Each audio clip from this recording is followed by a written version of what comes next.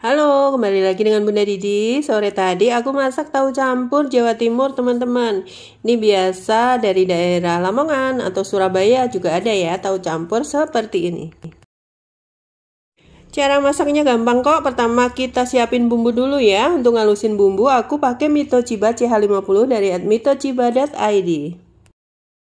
Chopper mungil ini selain handal ngalusin daging, ayam, dan lain-lain juga andalanku banget kalau ngalusin bumbu teman-teman. Cepet banget halusnya. Selanjutnya tumis bumbu hingga benar-benar matang ya teman-teman. Nah setelah bumbu matang kekuningan seperti ini, biar nanti kuahnya cakep ya, lalu masukkan air rebusan daging dan juga bumbu-bumbu.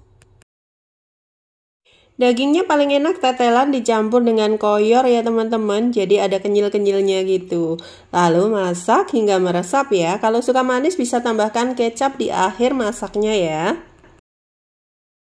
Tinggal tata pelengkap tahu campur di piring. Lalu tambahkan sambal petis ya teman-teman. Kemudian tuangi kuah panas.